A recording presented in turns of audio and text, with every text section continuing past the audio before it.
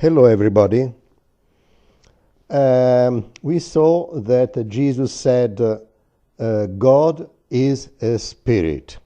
We should therefore try to understand who a spirit is. Well, let's imagine that as a kind of a clairvoyant, our friend John has the ability to see the future. Here we are. John is in the year 2000, and a man and his wife are 1 century later, in the year 2100. And John can see and listen to those people. But beware, if you say that it's possible to see the future, that now we can see the future, this means that you must accept the possibility to be observed from the past. I mean, the two things logical stand together. Here, John could be, if there is the possibility that also John is observed from the past, 1 century before. Why I said that? Because generally it is generally accepted the possibility to see the future. But if you say now we are observed from the past, then there is some resistance. But in fact, the two things logically go together. Now we increase John's skills. We imagine that also an invisible device is by the couple, so that John can even participate in that discussion. Here we are. An invisible device is there. For example, just for example, we imagine that the man is telling a lie. Now, John, who can hear that lie, can also speak. And he says, it's not true. Here John says that. It's not true. His words are repeated by the invisible device. What happens now? That the woman is scared because nobody is there, only her husband, and shout, "Spirits! Spirits!"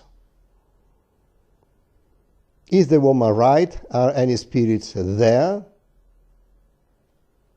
Yes, the woman is right, because John is a spirit in the year 2100, since he can participate in that discussion, but at the same time, John is not there. He is dead and buried. He is in the cemetery. A spirit is indeed someone who can operate with words or even with actions, but at the same time does not exist.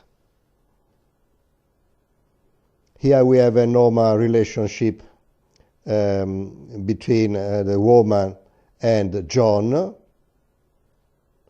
and here it's a relationship with a spirit, like the woman when she says she shouts spirits. You see, John does not exist. The relationship does exist, however, the interlocutor does not exist. This is a relationship with a generic spirit. You see, nobody exists, nobody, there is no material, nothing material exists, it's only a spirit. His identity is John. Here we are, we use a symbol for that. There is nothing is immaterial. A spirit is material. Nobody exists, and he is a spirit, the spirit of John. Back to our case, we now represent also the spirit of John with a symbol. And the spirit, we can say that the source of the spirit is John in the year 2000, and the spirit of John moves across space and time. Space because they on the right hand side and the left hand side they are not in the same place, and time because is 1 century later. So the spirit moves across space-time to be there by the couple.